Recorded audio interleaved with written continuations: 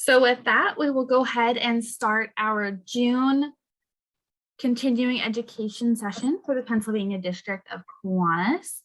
This month, it is all about summer service and how you can prevent this summer slide within your clubs. So tonight we have 3 different clubs here to help share and talk about what their club does.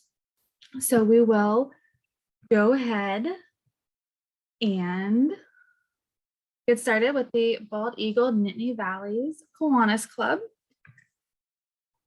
on their CMN Mediathon.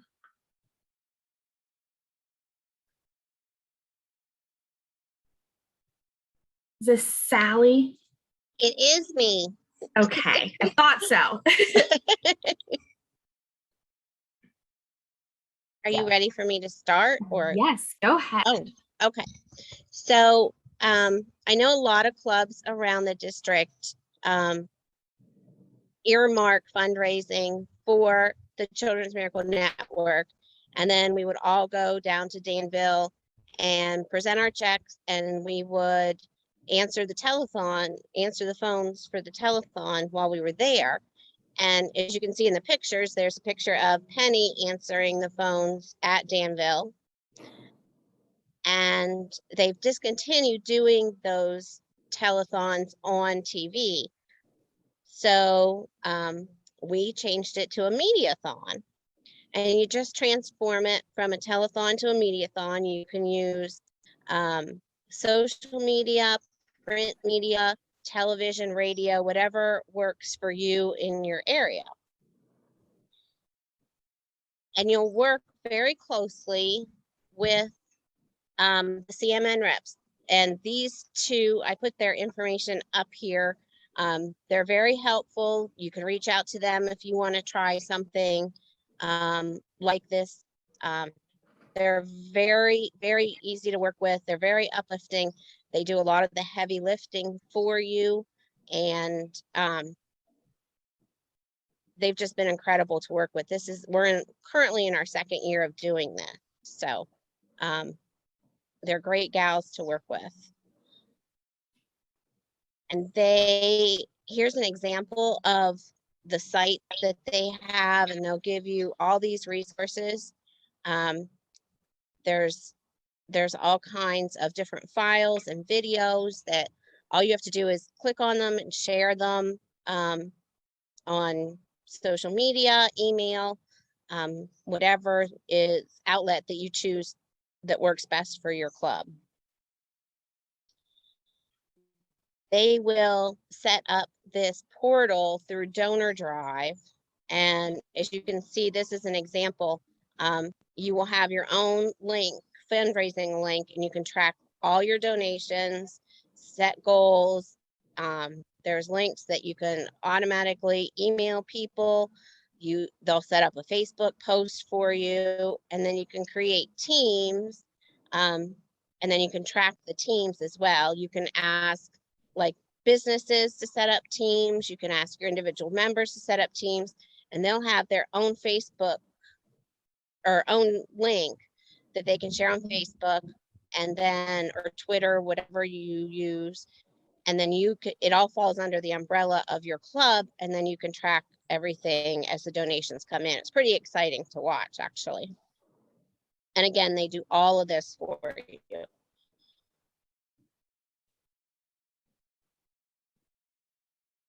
And because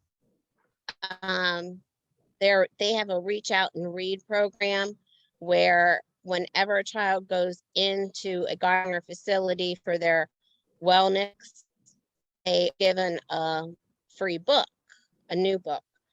And because that is tied so closely with YCPO, what our club chose to do is anyone that did the signature donation, we matched that with a new book that we donated to their Reach Out and Read program. So it ties very closely back to YCPO and the Kiwanis fundamentals for childhood literacy. And we chose Facebook just because that's what works for our club. That's what we have established. And as you can see, this is just some of the videos we showed throughout the month. And we can just post those. We can post the link. It's tied to our website. There's a text to give number. I mean, they set all this up for you, and it's amazing. And then at the end of the month, what we do is we chose Miller Brothers because that's where I work, so it made it easy.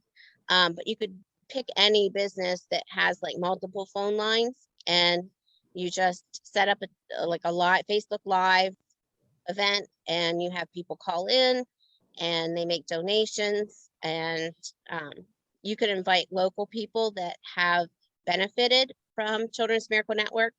And again, the reps will put you in contact with those people if you don't have access to them.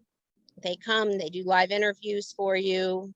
You know, all you have to do is have a phone and a camera person. And it's basically very easy. And this was last year's result. During the month of June, we earned $1,761 in donations for Children's Miracle Network, and we were able to donate 51 new books to their Reach Out and Read program. And they also have simple things like canisters to set around businesses. We're currently selling the little balloon decals to put in windows, and again, they provide all of this for you. So it's basically very, very easy, and they're so appreciative not only of getting the funds, but just the promoting of it. So, you know, just keeping it in the eyes of the public. So maybe if you walk into Walmart or a grocery store and it says, hey, do you want to round up your bill to Children's Miracle Network? They might say, oh yeah, Kiwanis has been working with that. Yeah, let's do that. So they're just very happy for the promotional part for Children's Miracle Network. Thank you. That's about it. All right. Does anyone have any questions for Sally on their Mediathon?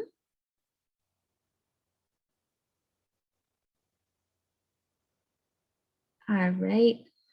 So with that, we will move on over to, I believe this is Penny. I had a question. Sorry, Oh, I had one question.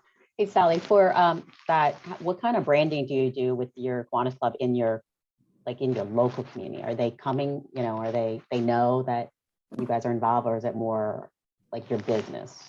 Miller's Oh, Auto? no, it's more, no, they know that it's Kiwanis.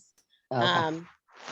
You know, and we've advertised it as such, and you know, it's a small town, and they kind of know that and Miller Brothers has always been a corporate member since we chartered, and they're big supporters, and it's kind of like the gathering place for Kiwanis. So it Gotcha. kind of has all worked out. Gotcha. Thanks. Okay. Mhm.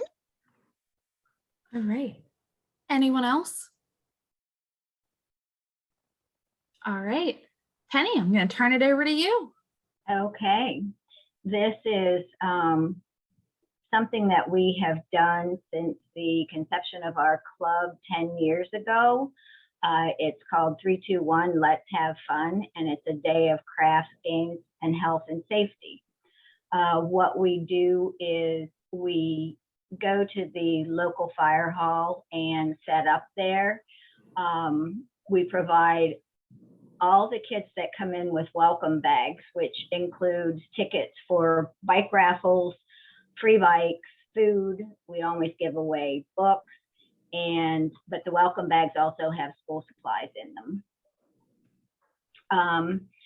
There's a food table, which several years ago we were able to purchase our own hot dog machine, slushie machine, and popcorn machine. So the kids are always entitled to a free hot dog, slushie, and popcorn. And it's one of the days that a mother can come and say to you, I can't take my kid anywhere else and spend very few dollars and have them have a good time and also eat for nothing. We partner with a lot of venues for this, like the local organizations. Here's a picture of the local library where they set up their table. Tables are free for all vendors, and she set up her own little reading corner for the kids. This was done at the Keystone Central Middle School last year because we felt it was still too close to COVID to have it at the fire hall, where at the fire hall we do it where we have inside and outside facilities. This is always a big hit with the kids. There's a local ATV group that has made these barrels, and it's called the Barrel Ride, and the kids just love it. When we do it at the fire hall, there's access that we can have the road closed off by the Mill Hall Borough and take the kids across the bridge and over through the Mill Hall Community Park. And there's just enough little hills there that allow the kids to think they're on some kind of a big roller coaster ride or something, but it's nothing but lots of giggles and grins and smiles for that. This is a picture of our raffles that we give away, and the bikes. What happens is in the welcome bag with their raffle and bike tickets, they put in what they want to win. At the end of the day, we draw the names and the kids are really happy to get their prizes or their bikes. So that's all free for them as well. We do games.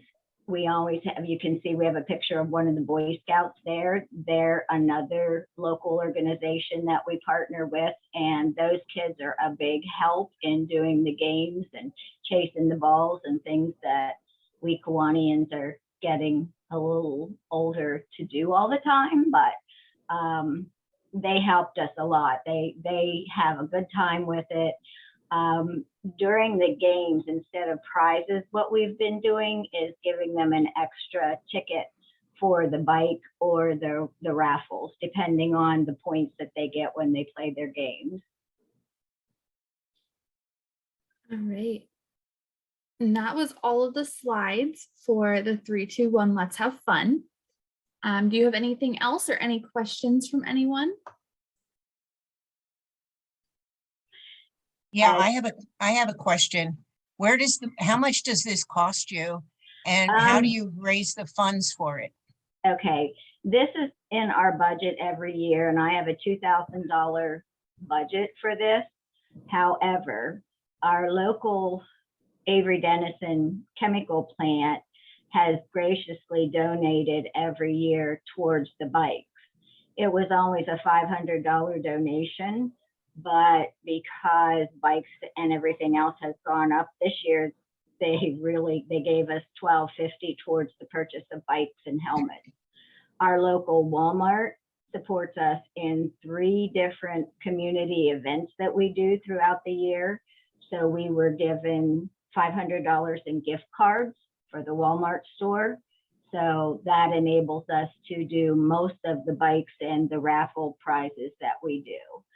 I also work with a little local community grocery store who donate the hot dogs and the rolls for the food.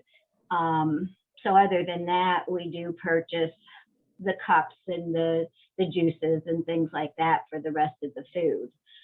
The games we have purchased throughout the years. So, you know, each year we try to get something new. Last year, I was under budget. This year, I will probably be right at budget for the fact that we had depleted everything in our Kiwanis shed last year, and also what we had left because of supplies going bad we used for our Santa's workshop as well. Okay, so this cost you roughly $6,000 to $7,000 to run this No. event? No, 2,000 at the most. Oh, but then that's with the other donations, correct? I don't ever go over $2,000. Okay. And I think she's saying, yeah, they have a 2,000 for set aside for this project, but many donations, in-kind donations. Yeah, bring it are up given. a lot Yeah, higher. Yeah, yeah. The So, cost of the event is probably 6,000 or 7,000, but Yeah. most of it's offset by donations. like not yet, the $6,000, it's not coming out of them, just 2,000 for that club. 2,000, yeah. If that, so, but it sounds like they either under budget or make it, so. But, And Penny, did you say about how many kids attend each year? We always do up 200 welcome bags, and the most kids that we've had at one given time was 178. But then you also have parents and older siblings that attend. So therefore, like with the hot dogs and the slushies and things, we put a 50-cent earmark on those just to keep it on the even keel. So parents and older siblings can buy a hot dog or a slushie or something for 50 cents a piece. Okay, thank you.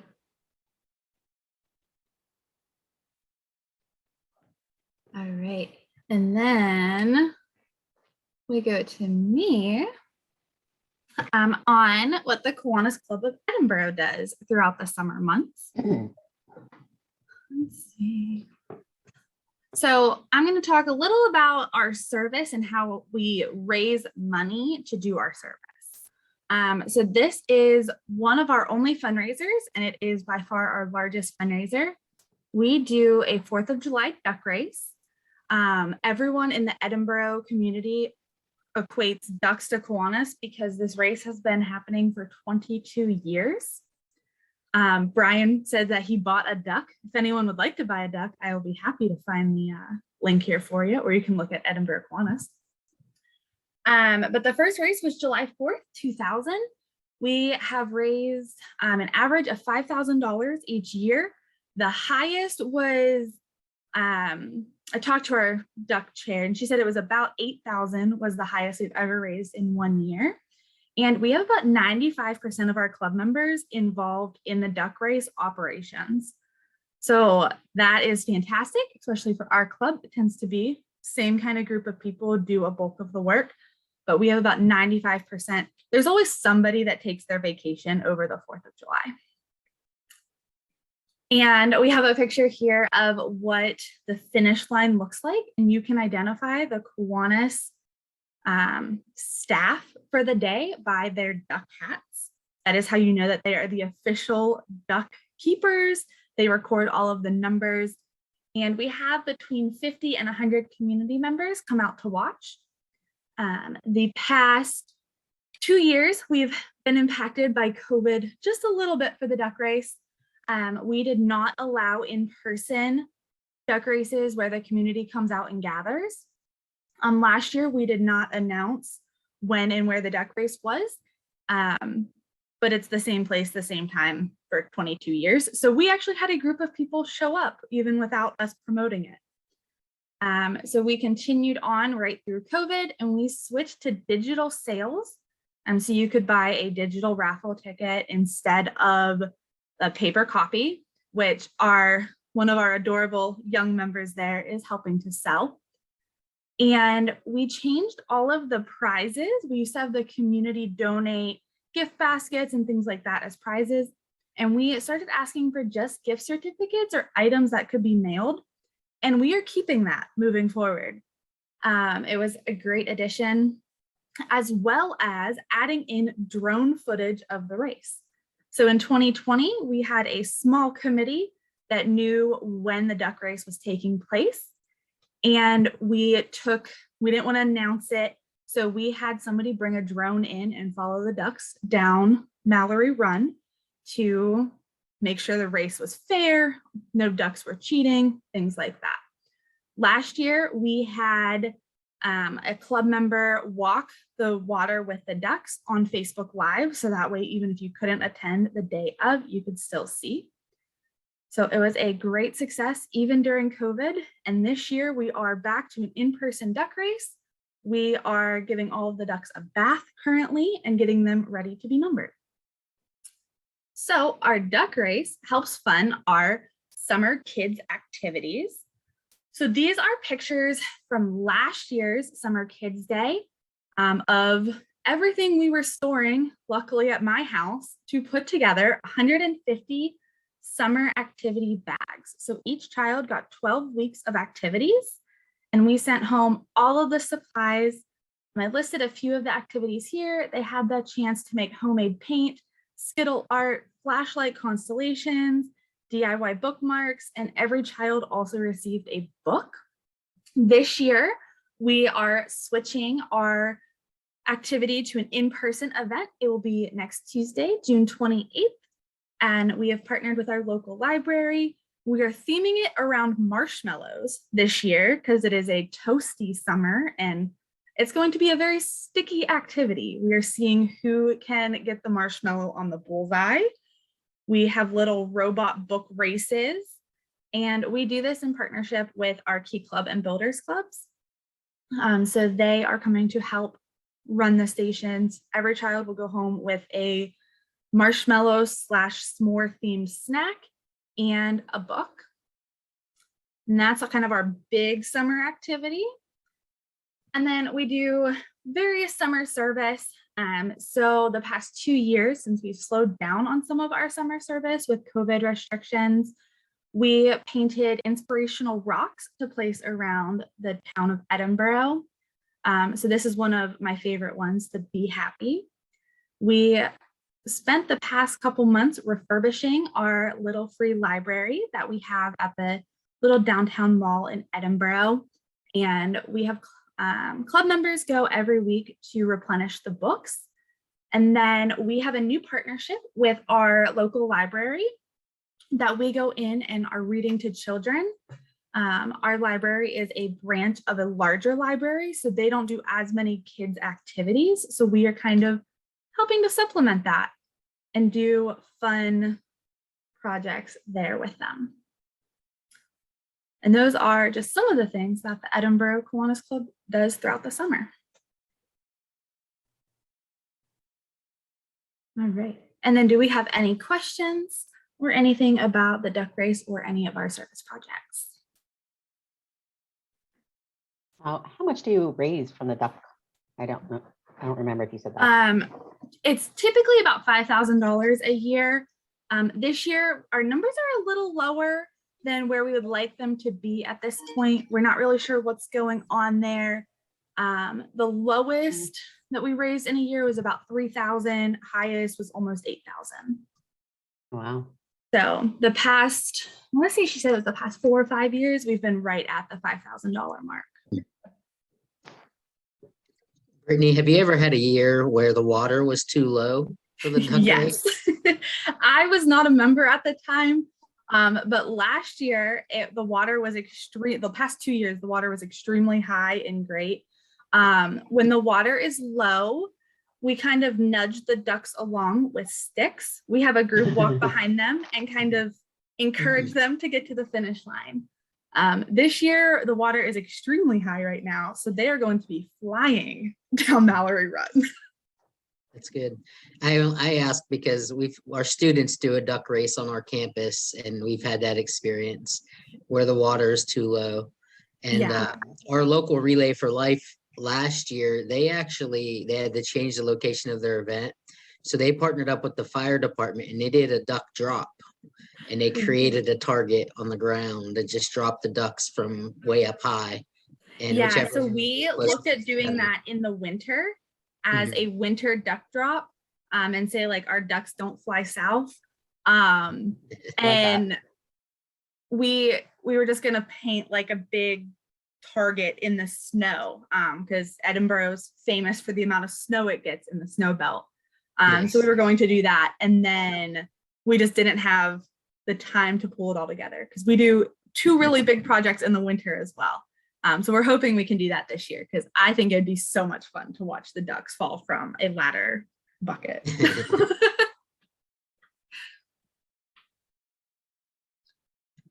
All right. Any other questions? All right. And then we have the Kiwanis Club of Wyoming area. Okay, good evening, everyone. I did not make any fancy slides, but if you look at the chat, I am giving everyone a list of some of the things that we use for our movie night. In terms of the cost of all of these items, you're probably looking at around $1,000, maybe a little bit more. But you can see I wrote, we need an inflatable screen, projector, DVD player, PA system. There's cables, a small table that we use to hold up the projector.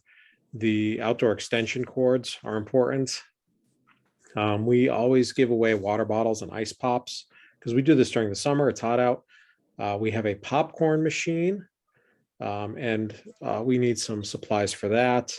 And the very last thing on the list is a family-friendly movie. We do this event usually 4 times during the summer at the last Friday of each month or the last Saturday of each month. And this month we're doing it this coming Saturday. So if anybody's bored and wants to come to West Pittston and watch a kid's movie, we are happy to host you. You do need a flat area with access to power and facilities.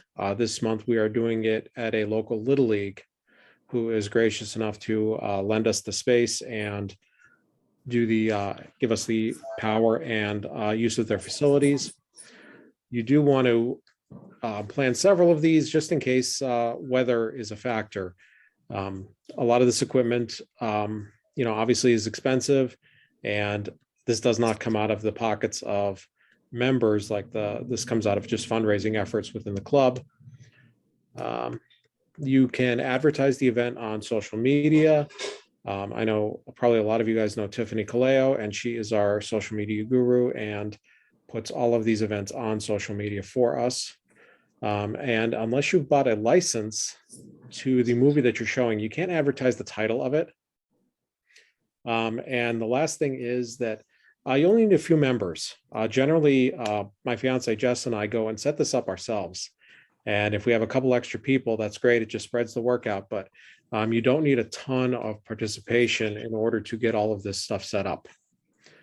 And obviously, we just wait for dark and start the movie. We try to pick a movie that's kind of short and something that'll hold our interest as well. But it's usually an animated, family-friendly movie. Are there any questions? How many Kiwanians do you need to put the event on the day of? I know you mentioned you and Jeff. Honestly, we've done it with just the 2 of us, and we've had as many as 5 or 6 people. And then the more people that you have, kind of everyone's sitting around.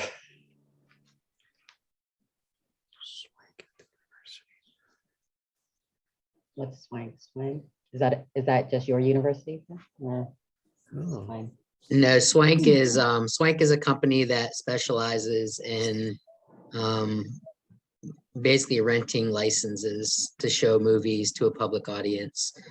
Because like Dave said, if you advertise it, you can get yourself in a lot of trouble if you advertise a movie and don't pay for the copyright show. That's the Gotcha. FBI warning at the beginning of every movie, is that Right. you can't just show any movie publicly to an audience. We run into that a lot at the university because movies are popular, or at least they used to be. Now everybody just watches Netflix. But I just kind of was throwing that out there as a resource. Older movies tend to cost less. If it's a newer release, the copyright usually costs a little more. But you're probably looking at a few $100s for a copyright purchase. And then Matt has his hand raised. Thank you. Do you have to do anything special in order to, play the movie? Is it just a laptop with a DVD player on it, or hooked up to a projector? It's actually just a standard DVD player that you can get from Walmart, and it's hooked up to the projector with just a video cable. And then we have an audio cable that goes to a PA system. And obviously we can use the PA system for a lot of different events. I know we bring it to our Breakfast at Santa, and we can use it to hook up to Bluetooth and play music on it. And we have a microphone for it. So it really has a lot of versatility other than just using it for this movie night. Okay. Thank you.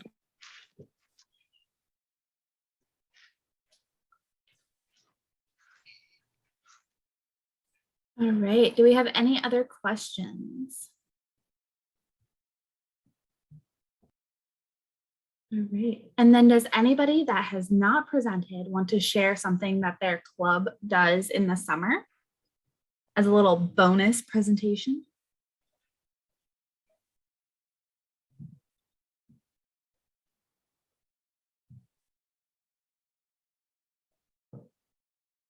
All right, well, if no one has anything, thank you for coming to the June continuing education session, and we hope you learned something or were inspired by the service projects.